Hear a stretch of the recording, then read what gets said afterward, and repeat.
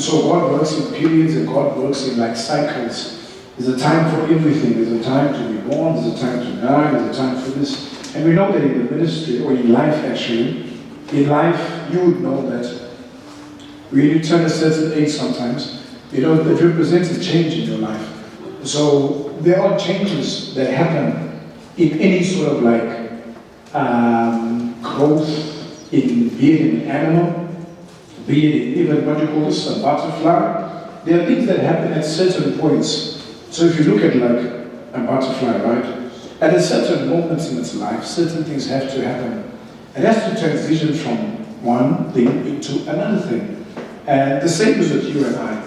The ministry is at a place that we would call a transition point. A transition is when you're phasing out of something, you're phasing out of something, and you're going into something new. It's the old that is finished, which means that there's a period. We know that in the cycles of growth of a believer, that we have somebody that's called a babe, then they move to a place that's called a little child, then they move to a place that's called a young man, then they move to a place that's called fathers in the Bible. Yes, then afterwards, it's interesting that after fathers, it moves to a place that's called sons of God, and thereafter the Bible says there's another phase in New Jerusalem. We know not what we will be there. Yes. So it's the unknown type of thing, and that you can get by revelation that the Lord gives to you. So there are transition points, beloved. So this is how God works, right? If you look at the phase of a baby, when a person newly gives their heart to the Lord, we are not the church people that are hard on people. We are not those that will give people a hard time because they're babes. It's something new that they've stepped into. How do you expect a baby to know everything? A baby's going to cry, it's going to upset everybody because it's a baby. And likewise in Christianity, you just give your heart to the Lord. But there are so many things that still need to be worked out and fed in your life. The only thing you've done is that you say, Lord, here's my heart. But your heart is not good enough to survive with the Lord. But yet it's a period of growth that the Lord allows you to be in. So a person will have all kinds of problems. They will love the Lord, but they will have challenges. All right. Then the next phase is something called a little what? A little child. The Bible says about little children, the one thing that they must know is that their sins are forgiven. Which means that for the Bible, for John to say, know that your sins are forgiven, is always say that in this phase of your growth, a little child is somebody that will still fall into sin here and there. Are you serving the Lord? Yes, you're serving the Lord. The problem is that some have it harder than others. Everybody falls down. There's no person that has a smooth road in Christianity. So a little child is when you're stumbling, when you're falling, you're making mistakes, and we acknowledge that. We're not hard on people in that regard because they're little children. Then there's a phase that's called the young man. The young man, John says, is one who is strong, and now he can overcome evil and the wicked one. So there's a phase in your life at that point when a person should overcome wickedness. It's compulsory. You see, as a little child, you cannot overcome it yet. But you continue with it. But you can't overcome it. Because the Bible is clear. We say, little children, you overcome. No, you can't overcome. You're boxing out, then you're fighting, getting hit down, you're picking yourself up. And then you get to a transition point where, as a young man, you have to be able to overcome the adverse circumstances in your life. All the challenges that life presents to you, you have to be able to say no and to say yes. In the early stages, you're running from the darkness into the light. But now and again you get caught up. Is that not so? In Christianity, when that happens, the person goes back to what they had been before. So when you look at the life of Jesus, with his 12 disciples, these guys walked with Jesus, we can say daily, right? We don't know, maybe some days they weren't with him. But for a period of 3 years, they were very close. I ask you, in year number 3, How many of them were prepared to lay their life down for Jesus? How many of them, in year number 3, how many of them were prepared to lay their life down for Jesus? There was one that went with him all the way. His name was John. The one who was designated to be the leader of John. Because when you go in the book of Acts, the Bible says Peter and John. So when it does that, it only shows, it says the leader's name first. So at times, you'll find it says Barnabas and Paul, which means Barnabas was the leader. And Paul, he was helping Paul, he was bringing Paul in. But then the Bible changes and it says Paul and Barnabas, which means he took the leadership role. So when he speaks about John and Peter, he does not say John and Peter, it says Peter and John went. So John was the side man who was doing the miracles in the book of Acts. John was probably doing miracles as well. Of course, yes. But Peter was the lead man. You follow me? But out of the two of them, who denied Jesus? The leader. Now this guy was not prepared to lay down his life for the Lord. Now Jesus says this. What does he say? If you're not prepared to lay your life down for him. He actually, hey? Yes. What's the exact words? You are not to be called. So what happened to Peter? Was he not worthy?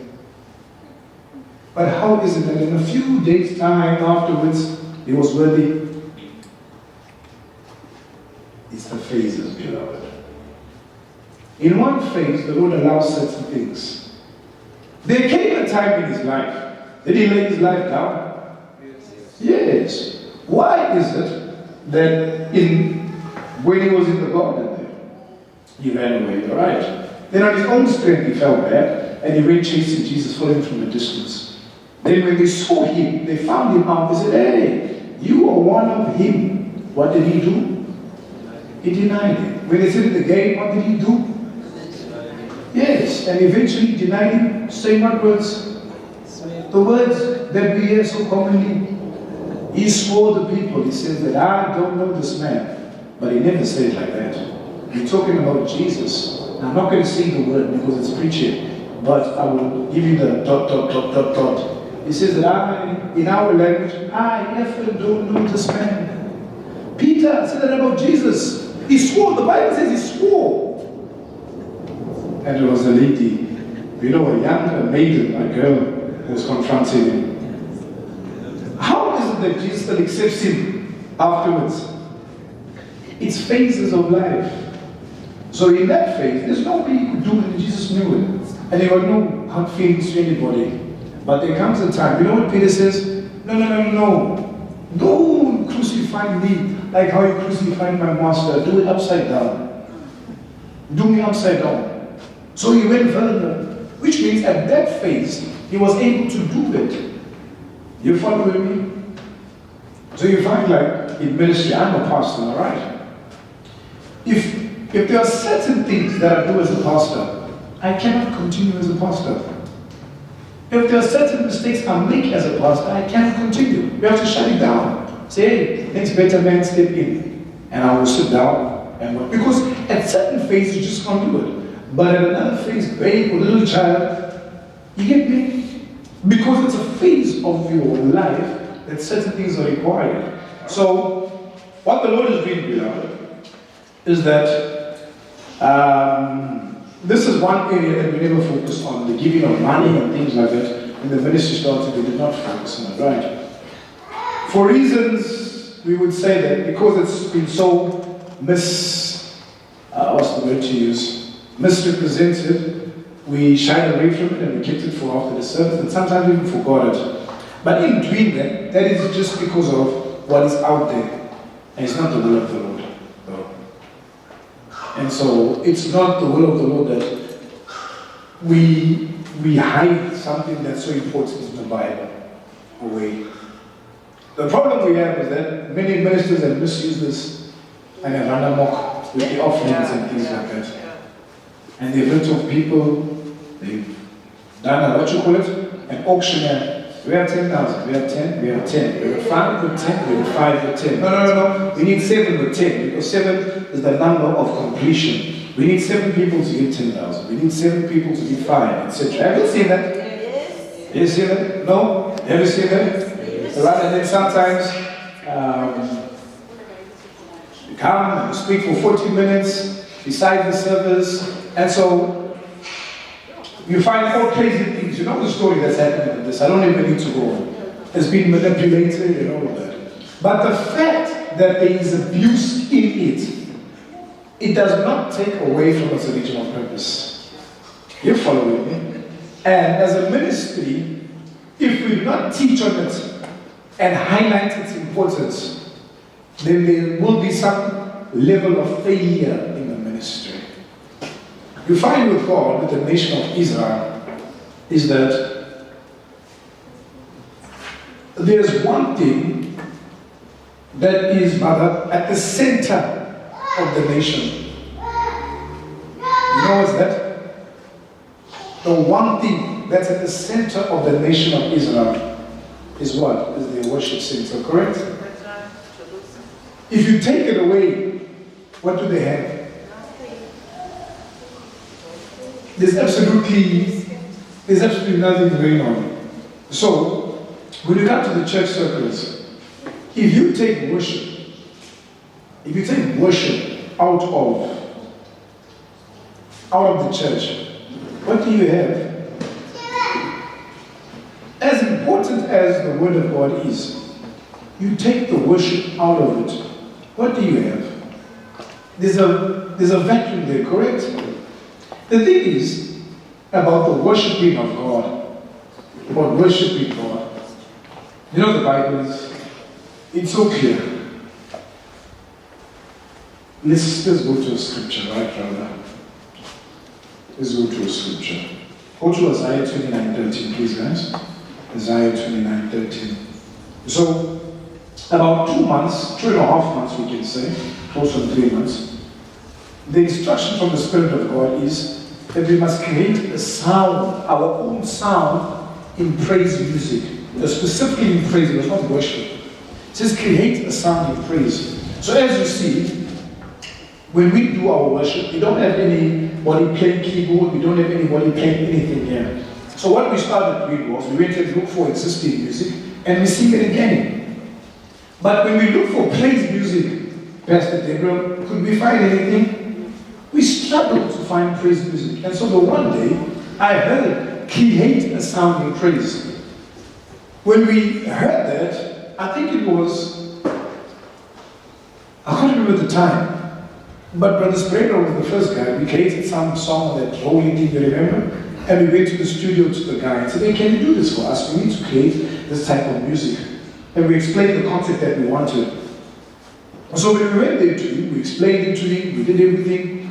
And as time went on, we managed to do like six praise songs that started out with our own lyrics, our own beats, composed by our own person. Every single thing was done. So there's a level of obedience that we fulfill in the Lord. Alright? Because we got praise music now. We're not short of praise music. So that was like, when that project, as the project finished, I thought we'd done and stuff. I thought, hey, yes, Lord, you've been faithful, we're done. And then the impression came to me, there's one more thing. That praise is incomplete and worship is incomplete if this one thing is not there. So let's look at the scripture, right? The scripture says, wherefore the Lord said, for as much as this people draw near me with their mouth and with their lips do honor me, but have removed their heart far from me, and they feared toward me stood by the precept of men. You see that? He's saying there that the people there, they were honoring God with what? Their mouths and their lips. How do you honor God with your mouth and your lips? You sing. It says that their heart. Now, how do you sing if your heart is not there? Which means they weren't complete in what they were doing. It's one thing, beloved, And I'm very cautious of the subject, but I can't be too cautious that I refrain from the will of God. It's one thing to say, I love you to a person. It's another thing to put your substance to say that I love you.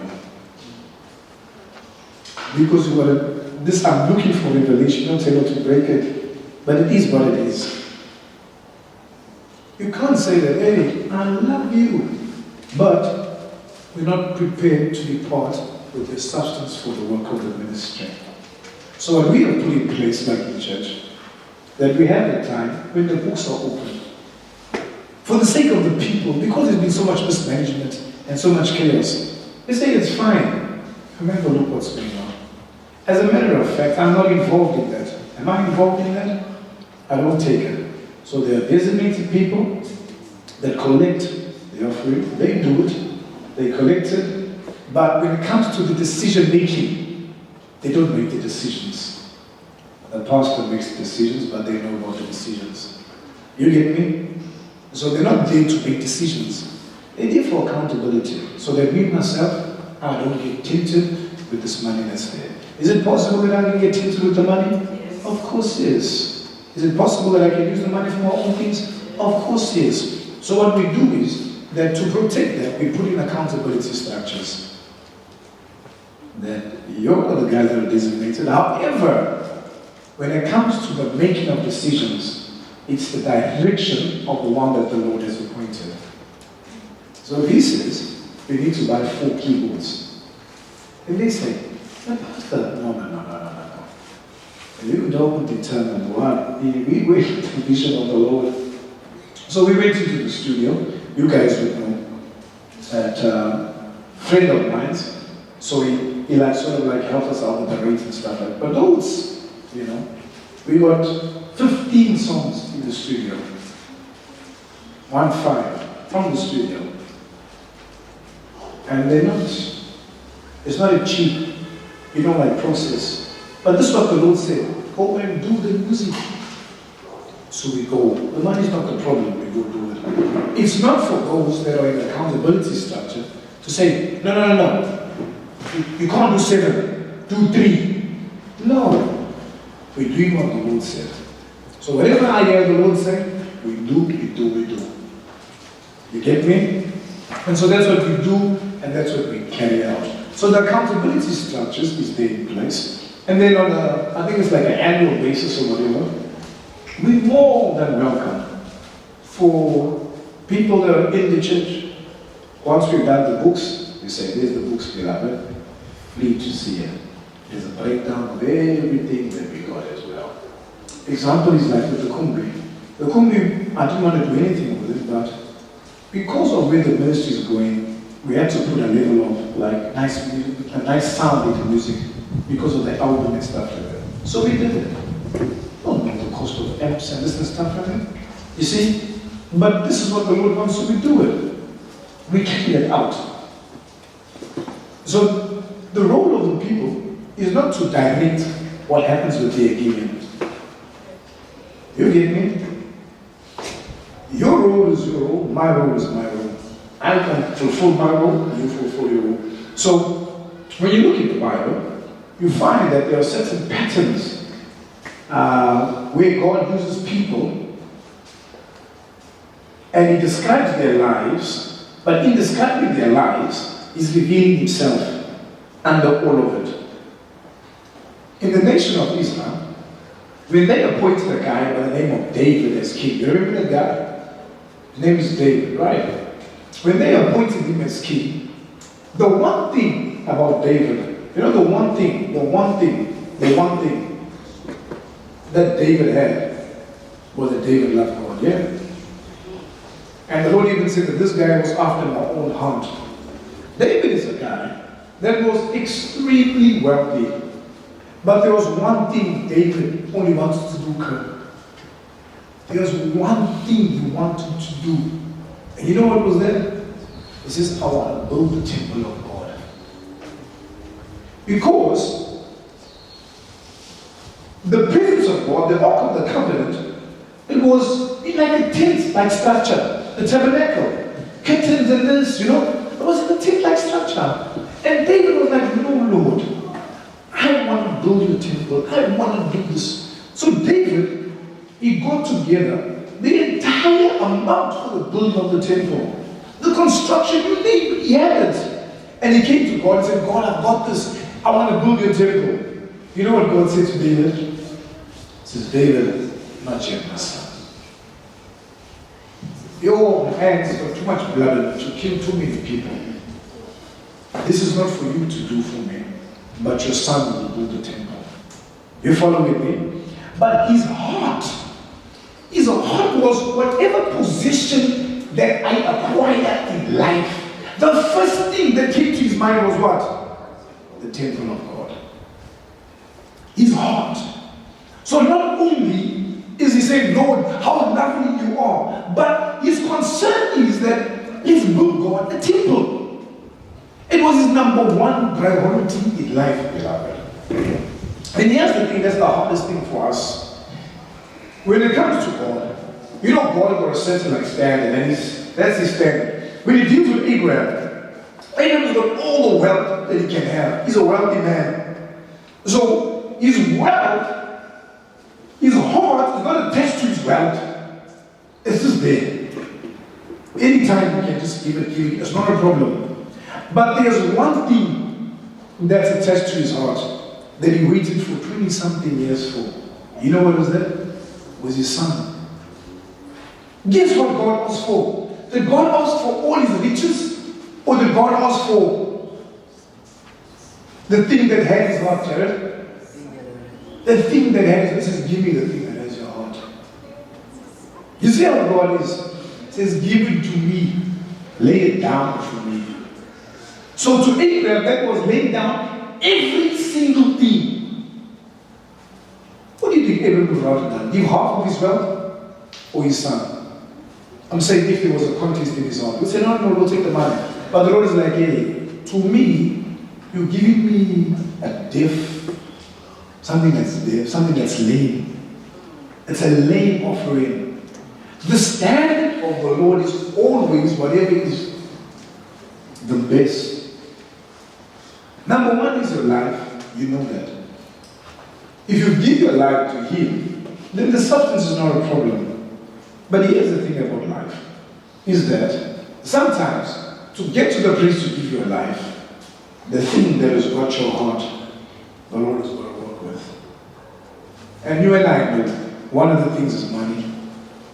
It has, it has a grip on you, that you're even afraid to let go of it. You can't let go of it. It's like, hey, how do I let go of this?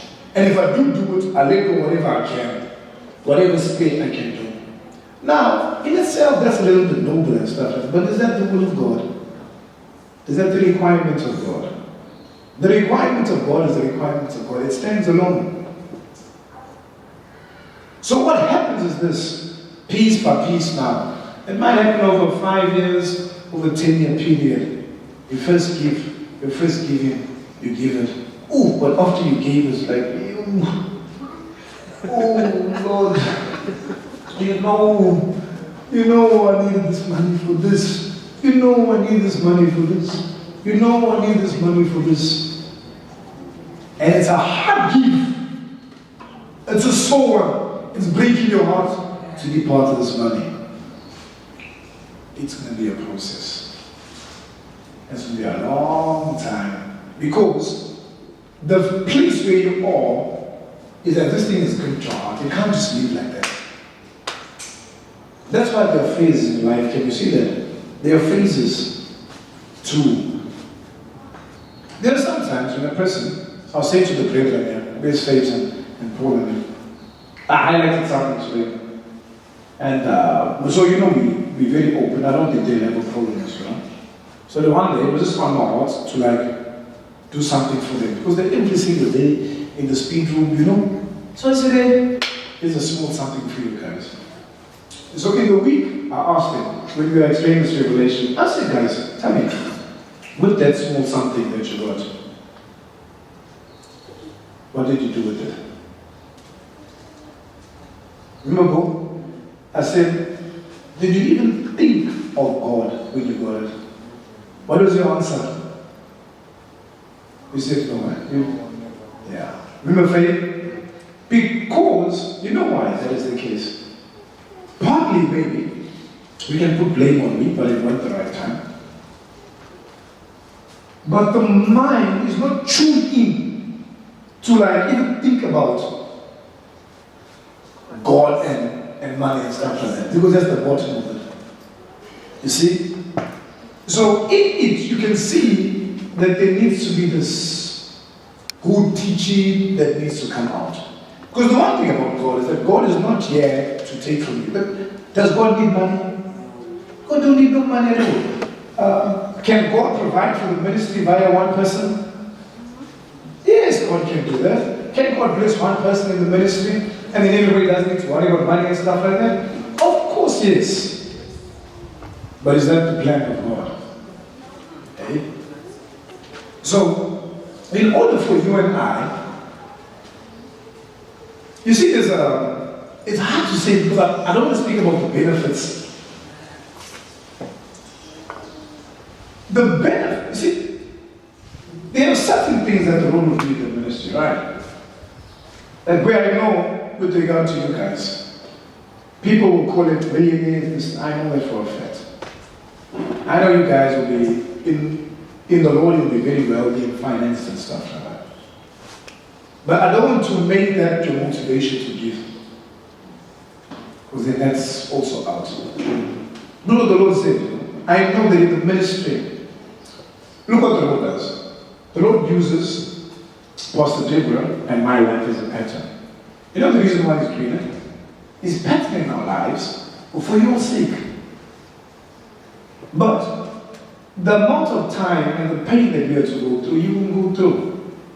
It'll be a short time. As a matter of fact, Kimon said she had a dream where she saw herself eating, like off us. But there's nothing. Did you have to do anything for that? There's nothing you have to do. So it's a pattern that the Lord has said. In our lives, it's the strangest thing ever, Sister Ruth. It's the strangest thing ever. When I was in the Lord for 7 years, I just couldn't figure out how God could provide financially. In my wilderness 7 years, I couldn't figure out. I'm like, that's impossible, Lord. There's no way. I'm going to work my whole life. I have to work to provide for myself. My mind couldn't picture God supplying all my need. Guess what happens? For 7 years, I had to renew my mind. 7 years. Because I always knew that although I was seeking the Lord, I still had to try and make a plan here and there. And I was very good at making plans. In seeking the Lord for 7 years, I knew how to maneuver the system, the financial system. You get me? I know this thing.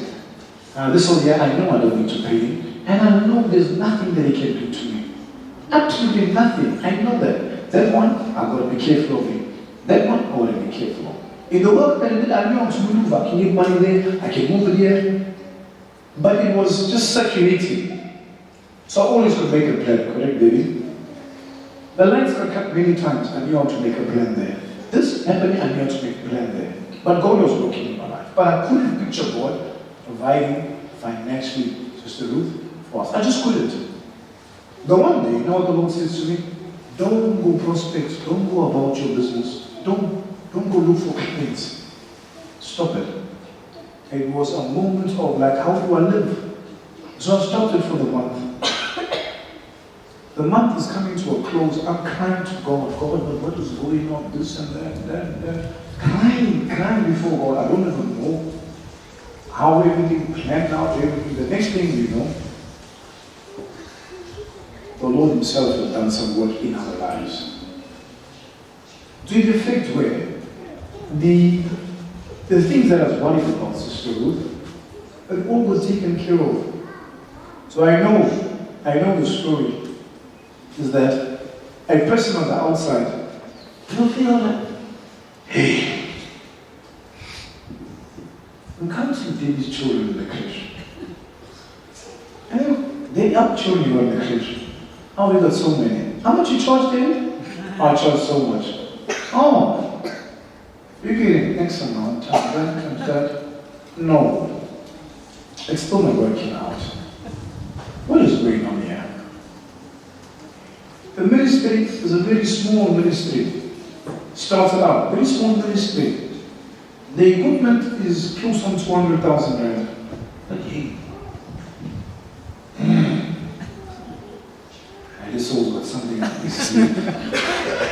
What you forget about, where's your breakthrough during the day? The Lord blesses in certain areas. We don't take up no offerings for the kumbi, for this and all that. Aware. He's also got a kumbi here. What is going on with this church over here? What's going down there? This pastor is now extending his policy over here. What's going on here? You get me? All the thoughts in the world. But all that is a result of, you know what? Pastor David and myself laying it down. Every single day, laying it down. To the effect that in our hearts, in our hearts, I was saying to the guys, and me personally, in my mind, I don't have a house. I don't own a house. I won't lie to you. So I don't own a house. I'm telling you, that's the mentality I have. And when I said it to you, Faith or Paul, I said it to both of you. It's the truth. Now, I'm not saying everybody must be like this. The house, you can say, is all of yours house. Correct? You're in, when you're in, you're out, when you're out.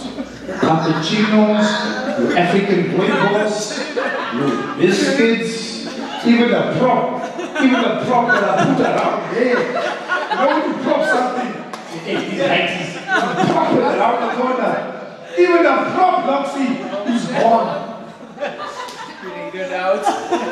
Brachandis, Barais, these, hey, Texans, there's that, because it's what the Lord is doing. Brulu, these are I'm telling you. I'm telling you, look at it, both like, hey, oh no, carry on. And there's really a hardness of what? There's nothing. There's nothing, but there's something I'm showing because it's hard to teach this thing. Just biblically, it's hard to teach it. Was it always like that? No, it was not always like that. I had a very scrimping, hey, come to my bobs here. He went down, it was hard. It was hard to let go of stuff. But it's the Lord that has done it. So when the Lord sees that you can let go, you get it, you let go. It comes again, you let go. It comes again, you let go. It comes again, you let go. What do you think the Lord's going to do? And you're not even asking the Lord for it. There's not one prayer. Lord, I need money. I need not one prayer.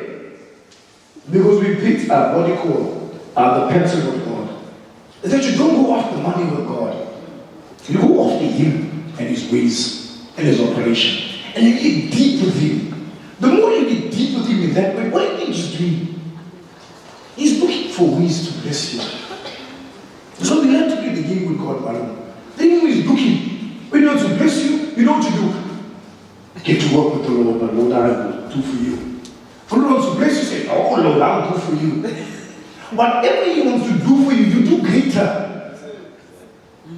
He gives you so much, you say, no, I will give you this.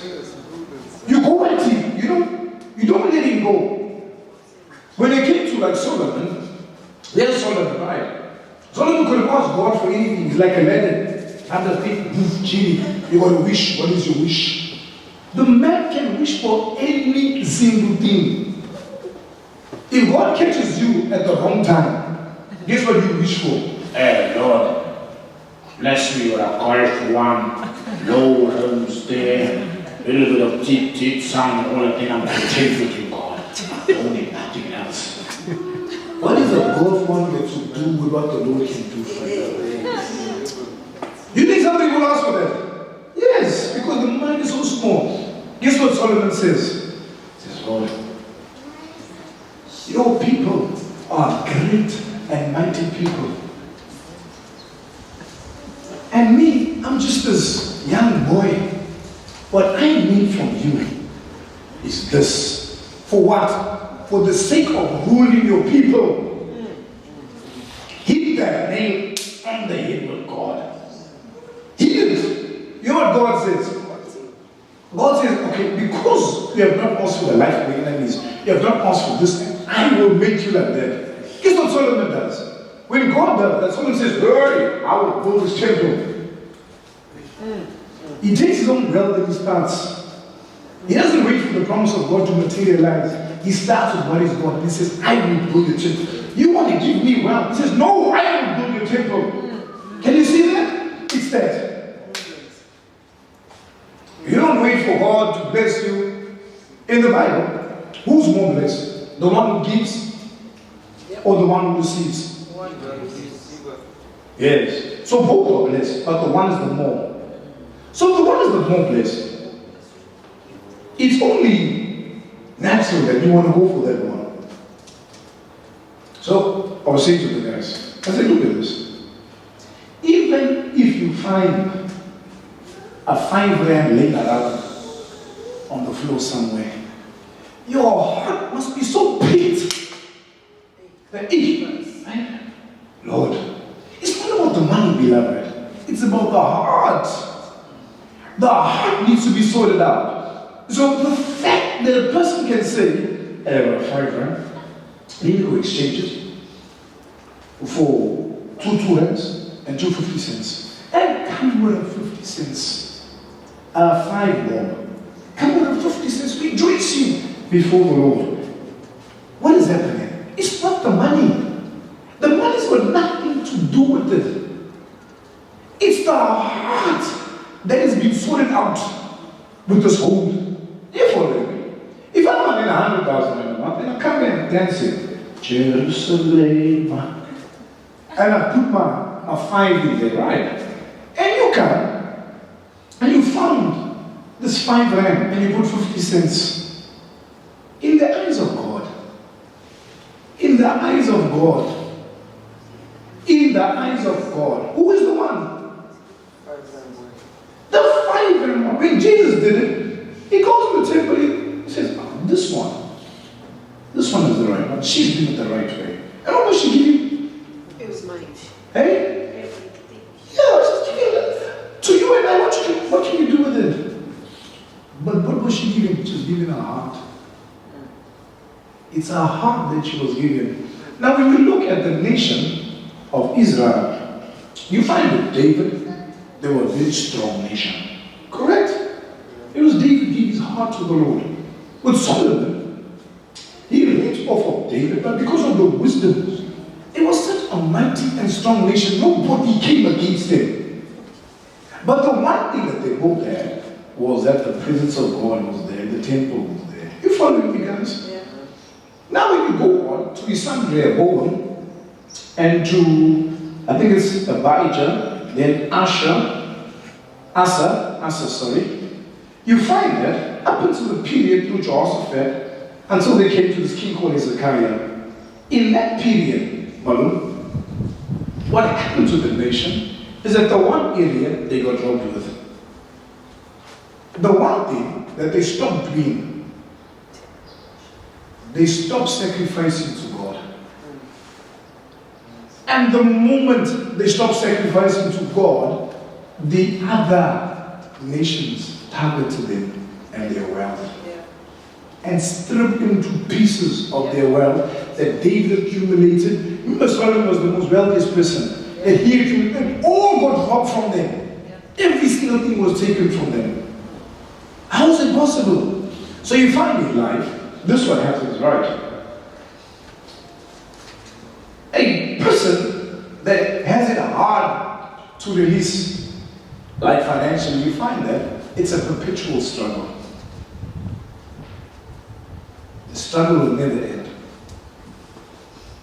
When you're trying to hold on to something, you work to save, you work to save, you work to save, you work to save, you work to save, to pay bills. Tell me something. Does it ever finish? Does it ever end? There's no end to paying bills. Sometimes a person is better off not working than working.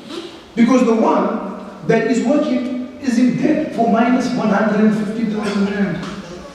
You need direct taxes. You need so and so. You need so and so. Hey, 200,000 in post box.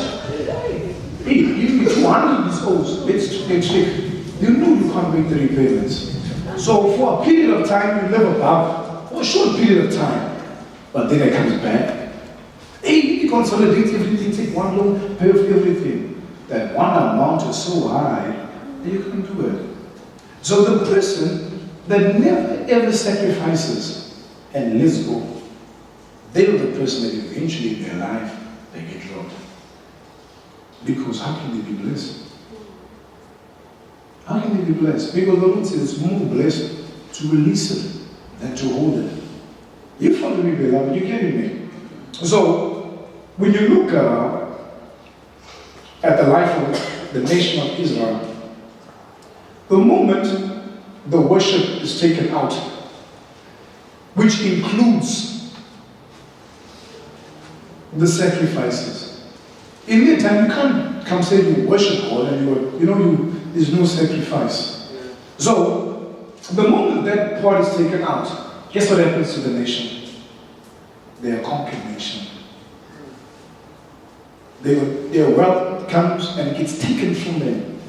Stripped from them and taken away. So when Hezekiah became king, he was 25 years old, remember? You know the first thing that he did to restore the nation? Hey? The worship. He restored worship. But in the worship was all the sacrifices. And was all the giving. When he did that, the nation came up again. When they stopped doing it, the nation went down. When they started doing it, the nation went up. They stopped. Can you see the pattern that God has? King and eagle. The one gives this, the one gives that. They both giving in this situation. But the one is not giving the right way, in obedience, rather. But yet he's still doing it. And the Lord says, no, I'm not accepting that. You and I would think like, why is God not accepting? This guy still, he's doing everything. He's doing every single thing. But the Lord is saying, I don't accept it. So which shows me, there's a part of God where it's like, I won't accept what you do now. Because you know what is right, and you refuse to do it. As the Lord proves himself and says, okay, your life, let it be open for whatever brings you. You follow me, beloved? So in the ministry, I say this in a way, right? Get a revelation from God. Because we don't want to we don't want to jump and say, do this, do that, do that. Then you're just fulfilling what I'm saying. Hear from God. Hear from God, and you know what is the right thing to do.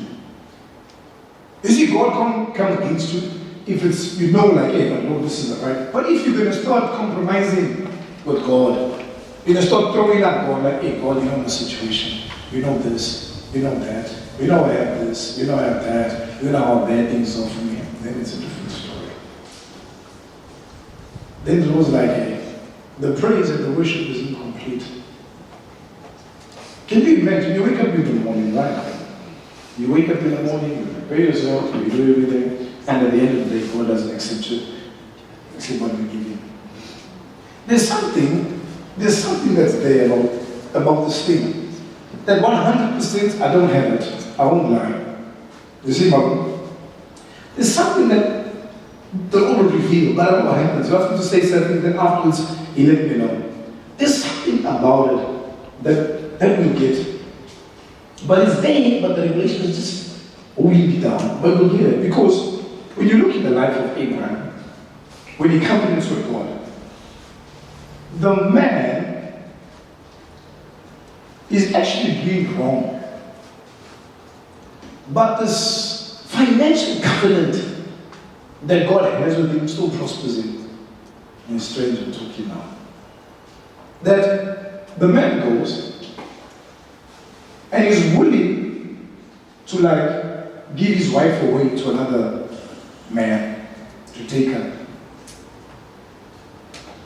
He's giving his wife away to another man to take her and sleep with her. That's what Abraham is doing. But yet, God comes and he says to the guy that Abraham gave his wife to, if you do this, then it's you and I will. But Abraham is like, he knows something about God. He knows something about a covenant. You see, there's something that he knows that that guy will never sleep with my wife. So it's like he's playing a card with him. He knows that God must come through for him. He knows it. So what happens is that God comes through for him, and then he still leaves the place with the man's possessions that he played a trick with. Can you see that? So there is some covenant that God has with us that we need to learn how to exercise. That upon exercising it, it's like, you know that, hey, I will prosper in this place. You know that I will go in this place and I will come out with this. But there's some covenant that we need to make with God below. That one is not yet clear, but it's coming. You see that? Because Abraham had this relationship with God that no matter what he did, no matter what wrong he did, God still stood by his side. He goes to Hagar and stuff like that, God still sticks by his side. It's something that he entered. It's something that he entered now. It appears that he got this revelation about tithing. See now, the full revelation we don't have. But it appears that he has this sort of, that okay, you see when you covenant with somebody, let's say, I covenant with Paul. If Paul has a fight, whether he's right or whether he's wrong, I still stand. Correct, Brother Lou? I still stand by it because we covenanted. You entered into a covenant. I can't come to the fight and say, Paul, I'm not standing with you. Because we made an agreement. A covenant. The only what they would do in the olden days, they would split like they would cut you, and I would cut, and you would put your blood together, brother, so that your blood is my blood. You get me? It's a covenant. So no matter what he does, no matter what trouble he gets in, I have to stand with him. So my strength becomes his strength. No matter what he does. And the other way too, it works the same way. No matter what I do, he has to stand with me. So there is this thing with God that you see with Abraham, that God is compelled to stand with him by his side, no matter what any other nation does. When he goes to war against how many kings? There were 5 kings, you remember? He goes to war against 5 kings. Abraham. What nation is Abraham? He's going to war against kings. And he wins the battle. Why does he win the battle? It's the covenant that he's made with God. God cannot leave that man's side. If God wants to go to Sodom and Gomorrah and destroy them, before he arrives at Sodom and Gomorrah, what is he going to do? He's going to bypass Abraham. Can you see? That's a deep, deep covenant that he made with God. And it appears that it's got something to do with tithing. You know why I say that? Because Isaac did the same thing. And Isaac, we know, you see that Isaac was a person that tithed as well. And he seems to enter into this realm where no financial harm. Imagine, no financial harm can come to him. Jacob, he leaves the wealth of Abraham and Isaac, right? He goes and works for Laban. But then he gets to a point where it looks like this guy has made a covenant with God. And then there's nobody that can harm Jacob. Where have you ever heard of Jacob being defeated? They're moving from one place to another. They're going through different lands. When they come to a place called Shechem, the guy rapes his daughter, 2 brothers go kill our whole city. 2 brothers go kill our whole city.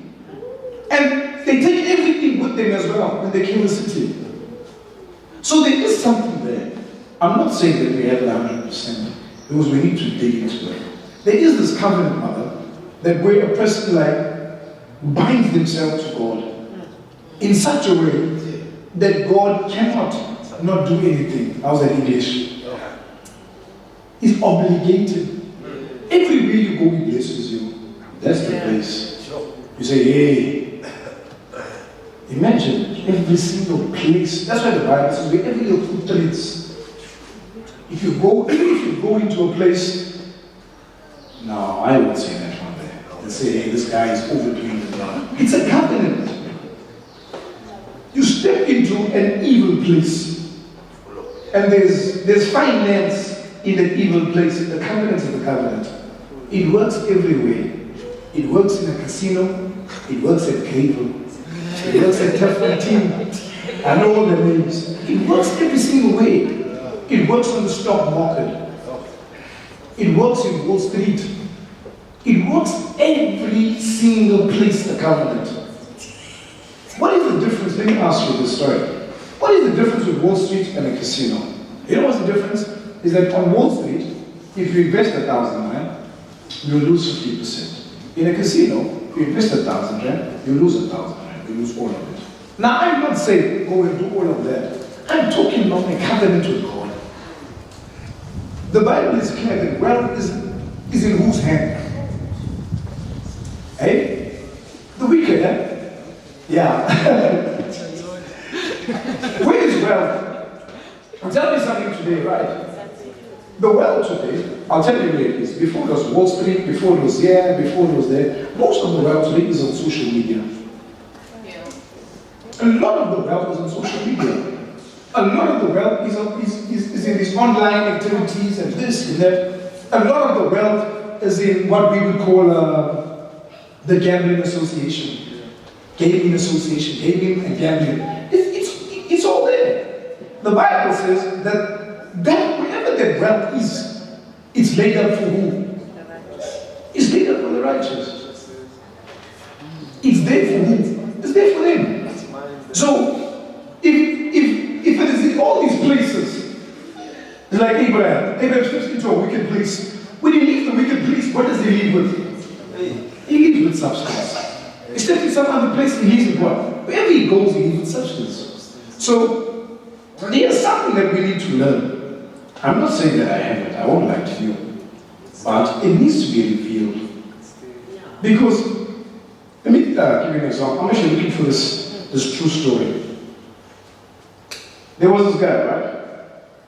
He had this out-of-body experience. The guy was not saying anything. He went somewhere. When he came back from the out-of-body experience, he went up to heaven, right? A certain layer of heaven. When he came back, he could see like things in the future. So he didn't know. So he's sitting with his friends. They're watching a soccer game. He says, that team's going to score just now. The team scores. What everybody thinks? It's a luck. Then he goes again, that one's going to score. So the sporting events of the day, he predicts them. Predicts all of them. You know what's the next step, Joe? If you can predict, you want to go to the place where it's minutes by minutes. You can't wait for 90 minutes to make your money. You know where he goes? He goes to the campus. And so they interviewed him and asked him, what's the story? He says, no. I can see a substance. I go to the host meeting and I see this one's got a light inside of it. And it burns. Every single one after the other. You get me? So, what should that guy do? Should that guy participate in those things or shouldn't he? He should. Think carefully now. Should he participate in that or shouldn't he? No. Should he participate or shouldn't he? No.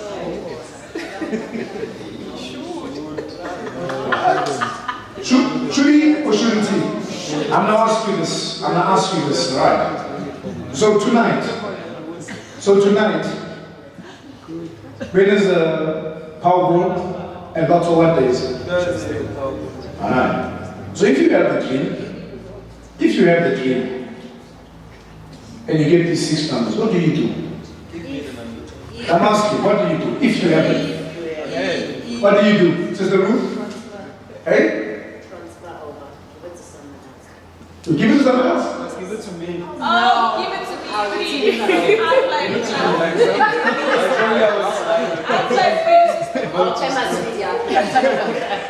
Coming back for the money.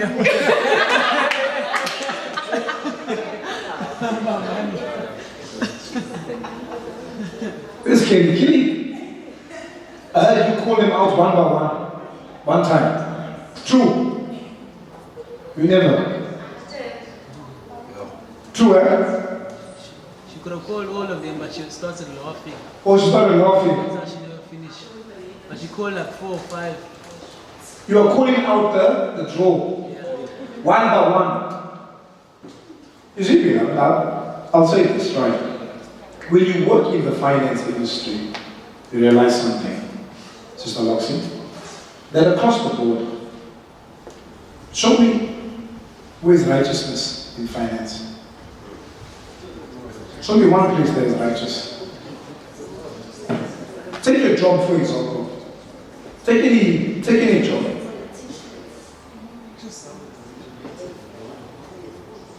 Take any job. This guy from Amazon, what's his name? Jeff Bezos or whatever, right? It's his idea, the game and stuff like that. But the ones that are working, they're in fact slaves. When you have a job, it's slavery. Because you never reward it. It's slavery. You know what I'm saying? You're a slave. Now the Lord gives you an idea to do something. But this idea is going to mean that the one that you're working for, you're going to topple him. What do? Do you go to him and say, so, sir, I have this idea.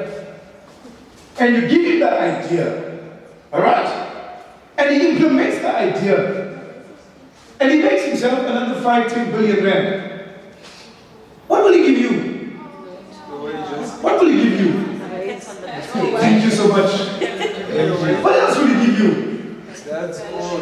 And you go back to slavery. But for you to go and say, no, I've got this idea. Let me go paint it, let me do this thing or that.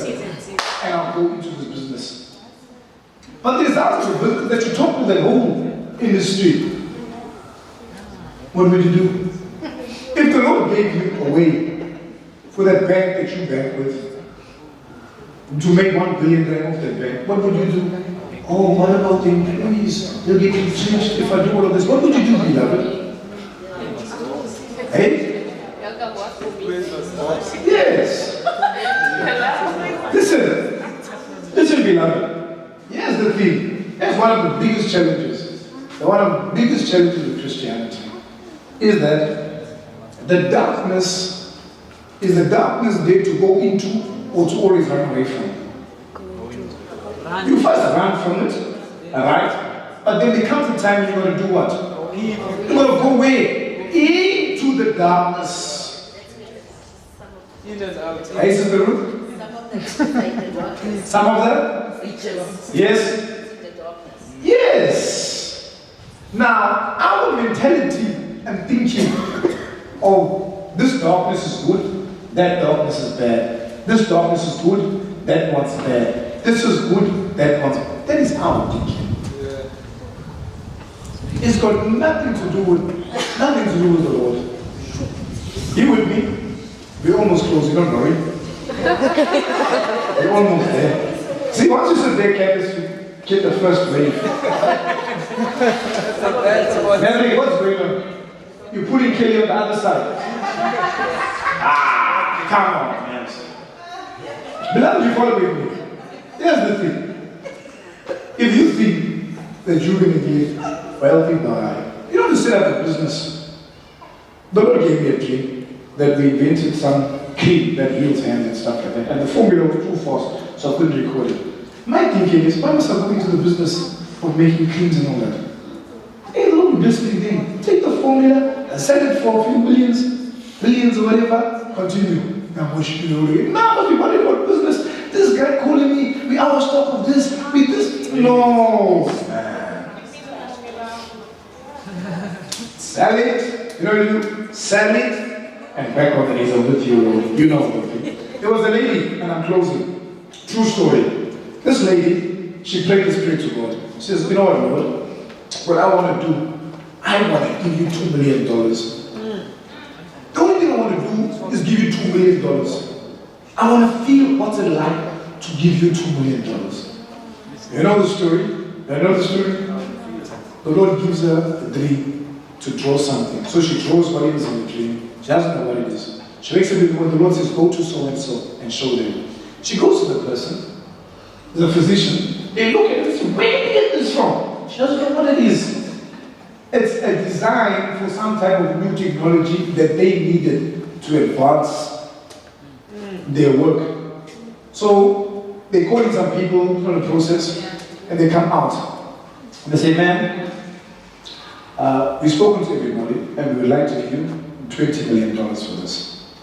Would you be happy to take it? She immediately remembered what? I wanted to give the Lord $2 million. I wanted to give the Lord $2 million. Guess what the Lord does? The Lord gives her 18 million. Because that's, she can't say, no, I want. So she gave $2 million. And the Lord says, you keep the 18. What was her heart? Our heart was continuing, what can I do for you, Lord? I want to do this for you. I want to do this for you. I want to do this for you. I want to do this for you. What did the Lord do? She played the game. She played the game. And her heart was pure. We're close, beloved. So we see that we'll get more into it. I can see what's happening. There's this thing that normally happens like in the 7 days of creation. We start out and I got little hiccups in the message. Because I can feel there's a revelation. There's a revelation that's coming about covenanting with God. Take your blood, and if God has blood, and we put it together, and you're there for each other. Hey, mother? There's this, you were talking about something God gave you an idea to somebody else. This thing with the police called me, the guy that came up with that idea, he was actually fighting the people. Because it was his idea, I think it was MTN. Yeah. But he's the police called me that. Yes. Yeah. So that was his idea. Exactly. But he gave it to the company. Yeah. So then he had to now fight them. There's a legal battle for that. Yeah. And even then, I mean, those guys, they're sponsoring like the Durban Vodacom July. It's 4.5 million. I know my stuff, don't play with me. The darkness here, don't play with me. So they're sponsoring 4.5 billion rand into a horse racing event. But the person that gave him my idea, they can't even. You see the mentality of the world. The system of the world is a wicked system. Satan has designed the system. Anything that's in the world is in the satanic system. That's what Satan has created. It's a world system. So that the only thing that does suppresses you. What do you think? What do you think God wants to do? You must come. Listen. All right, we're closing. We're closing. All right. We're going to close. Finish. We're done. Have coffee afterwards. Let's go to the scripture. If you can answer me this question, this is God. You know which scripture? Go to Brother 7. Go to it. So see God, right? God takes the gloves are falling. We cannot have this. You know these? That's a bad sign. You know these? You know these boys here. Do you know what this for? Hey! You know what this for? How we know what this for? This is for these youngsters. So what you said? That you go up the gateways. What's that? I don't know what's that.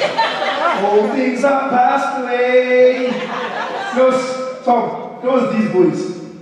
So the brothers come and look boxing videos. So the one brother came and they said, boxing. This is open, brother. Oh. So this is for, you know, when they come for counseling. They come for counseling, right? They say, hey, Pastor, this way, that, hey, that one said that one, and then they say, do the fist. Hey, brother, you know we're in a fight, eh? You know we're boxing out here. Just as much as you got problems, I'm also boxing. I'm fighting this journey as well. All the way I'm fighting this journey. So, what's that song? Pereira? Eye of the tiger. Keep Pereira at the mic there. Let's clap, let's clap. Hans Pereira. You have song for us? Come on. Come on, the words. Just a man and his will to survive. It's the eye of the tiger, it's the thrill of the fight, rising us to the level of our rival. I'll give you the clowns. So when the brothers are talking, Mama said to me, listen, life is a fight. Don't quit.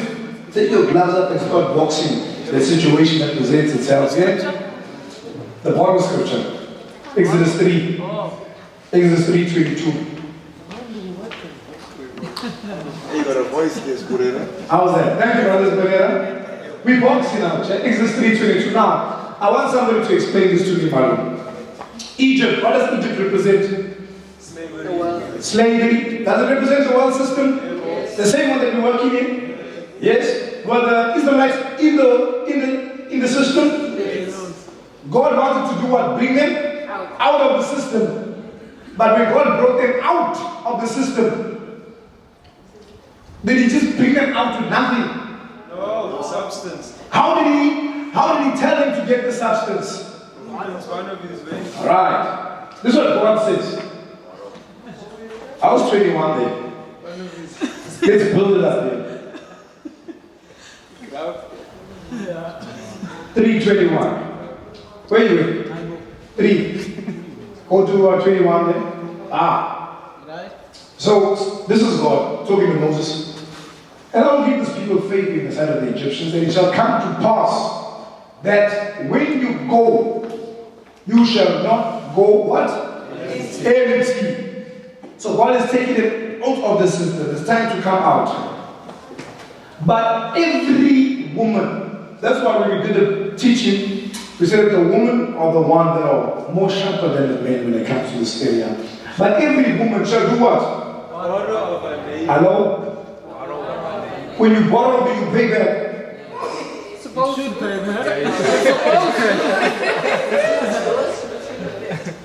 Shall borrow of her neighbor and of her that sojourn in a house. What they must, how can you go? Jewels of, leave your jewels of silver. Jewels of what? Of gold. And clothing too. Give me your Gucci there, please. Can I please borrow your Gucci? What are the brands? I'm not, hey? Please can I borrow your Prada? You're going out of Egypt looking like an Egyptian. You're not, see listen, you're not going out of Egypt in your slaving gear, brick and mortar, sweating gear. Says, hey, God says, get their clothing. Yes. You know how these pharaohs dress, how do pharaohs dress those? Big chain boys, those trousers, thick flat like that around. Gucci and all, Gucci and outfit, mummies and all that. Staffs. Listen. God's got a pattern behind. This is what the Bible says here. Raiment, jewels of silver, jewels of gold. You shall put them upon your sons and upon your daughters, and you will do what? You will spoil it. This is a water. You know what is spoil? When you come to the battle, you take every single thing that they own. They spoil it. And you go with all their possessions. The spoils of war, correct? Continue. And Moses obviously answered, but behold, that's his story. Did they go out with all of that? Yes. Did they go out with all of that? Yes. But now, I'm going to say this because I don't mind saying this. This to me looks very wrong. It's a wrong of God. Because our mentality is this. You don't get to spot in the Bible, hey, this Bible, maybe when the right hand Moses made a mistake. There must be a mistake here. Because this is what God is saying. If God is saying that, then there exists a pattern. There exists a pattern. Where do you think you must get your wealth from then? From the church, brother. Hey, brother, please, man, support me with this business and stuff. Like, no, with church people, we don't make money. We're not here to make money off each other, church people. You know what I'm saying? 550 book. I will tease it, plan. You get me? Where must your wealth come from? It must come from Egypt. Now, what we want to say is, I'll go in Egypt, but not that part of Egypt. Hey, that's not the other one. It's just our conscience that has been trained to know that this is too evil for me. But these Egyptians, there were some very, very evil ones. In fact, the most evil ones who had must have had you're gonna go to this one that's not even, hey, you want to go for the man that's got the thickest tromba. So what do you think when we went into the world? If your master dreams of a slot machine going all that place where you walk in and feel like demons on your head, I say demons come and watch me do this thing. And I'm out of there. Do I need to go back in there again? I don't need to go back in there again. Because I wait for a specific thing. And you don't bring that money, the first place I'm bringing that money. Oh, I love you, Lord. It's for you. And continue with my life. How was the tabernacle of Moses built? The same gold. With which gold? Stolen gold. Borrowed gold. This borrowed gold. God built the tabernacle. It was built with this. There was no other gold. They weren't digging over it. They weren't mining gold in the wilderness. Where did the gold come from? What they took from the Egyptians. Yes, the borrowed one that we say is wrong, but God did. But he's God. Yes. God, this God of ours, but he says, go into the world and take it from them. Big friends. Big friends. Now, if you talk about that kind of subject, we won't finish. Seven is big enough. You know what Jesus said? You know what Jesus says? He says, make friends with unrighteous. Mammon in itself is not good. Jesus says that unrighteous, which means that what unrighteous is the wickedest one. Become a friend with it. Where is the most wicked places that have money? You know where's the most wicked places that have money? You know where? Number one is the casino. The casino, they program the machines that, yeah, we're only paying out 25% of our turnover. And you cannot do nothing about it. It's your luck to come across the machine. There's a guy, this guy that's in charge of the UFC. That guy developed a system where he goes in this place. What he plays? Blackjack. He plays blackjack. And he hits them for millions. You know what they say to him? Sir, please don't come back to our casino. They ban from 5 casinos is banned because he knows how to work the system. You get it? They throw you out, they don't want you back. I showed the guys, this one guy. This guy is a betting guy.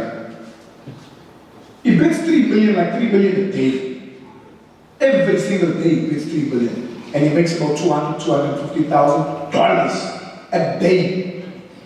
You know what he has? He has these guys like Fabian. Fabian, please, you follow Chelsea, you follow Liverpool, you follow so and so. I want you to follow them. Who's injured, who's there on the day, who's not playing, who's this, find out what's happening in the background and stuff, and they come and they feed him the information. When they feed him the information, he translates all the information into halftime talk. Halftime talk, because I know that these guys are like this and that. And so you do like about 10 of them, all in the space of maybe, but he does what you call this, basketball and all that stuff. So he does all in the space of like an hour. So as the hour ends, boom, 250, he's moving on to the next one. So he throws in 3 to get 250. Now that's his level of prudence, all right? We're not saying we go to those extremes. No. I'm not saying go to the place. That I'm not saying. That I'm not saying. There's a time for everything in life. There's a time for things to move from point A to point B. Don't go in the place now when you see the whole day in the casino. I am not saying that. If you lose, we are not with you. If you win, we are with you. You lose, we are not there. You're like, no. You're not supposed to go. Why did you go? But if you win, you'll be like, yeah, come on, bring it here. And they mustn't see you. Don't take photos and don't do nothing. No, you're going to be taking photos, Shane. You're going to be taking photos. Whoa, the purple flags will be a nightmare. You're like, Shane. They're all coming for you. Your life's a nightmare. You got your kids there, what's going to happen? You know, when they kidnap you, these guys, they mature now with this wrong thing. You know that the maturity level they want to put. You see, so you don't want to go with that. Don't take nothing. All you do, you come, Jerusalem, where all things are new.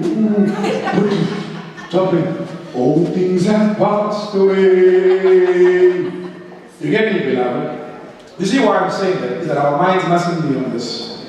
If you're afraid to take your lottery numbers when it's time for your breakthrough, you can come see me and I will give you 10% and I will pay it. I will pay for the ticket, I will give you the 10%. Listen, beloved. This thing here is just that we're using the examples, Joe. We're using the examples that are out there. It might not happen in that environment. But what we're doing is we're challenging our thinking. Yeah. But first, there needs to be that covenant that exists with God. There's a covenant we make, and there's a time for everything. You don't live in those environments. The time will come, Malo, you dream. Great what you quoted. 11, 3, 8, and 9.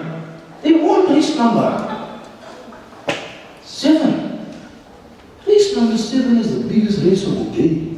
That's the biggest quartet. No, race 9 is the biggest quartet. Race 9, the last race, they poured all on the carryovers. Ooh! And you were the, it cost $1 rand for a straight line. I think it paid up to what, any amount of money. Carry over, pay out 1 million rand. Just go put your 100. They have to pay off, unlimited payoff, 100 million. But I am not saying that you go dwell in those places. I'm using it to take out this mentality that we have. I'm not saying that, so don't misinterpret what I'm saying. What I am saying is that when the transition comes, if the Israelites say, but God, no, I'm not taking the gold, I'm not taking the silver. What you say to me is wrong. How can I go borrow money from these people? I'm going to pay it back. I want to do all of this. If they do that, what happens? They move out of the will of God. Jesus himself, he used the example of an unrighteous man. He used the example of a guy maneuvering the system. He says, make friends with it. You know what's friends? Close with it. Know everything about it. It's thinking, how it operates, know when it does this. And so that the time will come when you failing in life, this will deliver you. It will take you out of your, what do you call it? Kilos. It will take you out of the kilos. And it will bring you up. All right. Father, we bless you. Thank you for your goodness. Thank you for the revelation of your Spirit, insights into the counsel of God. Yes, we will be bringing us to a certain revelation with regards to covenanting with you, standing with you, giving our lives totally to you, and just laying down our lives to you, Lord God, for the will of your kingdom, with no even mentality or thinking of what we can get from you, but because we love you and appreciate every single thing you have done in our lives. We bless you for it.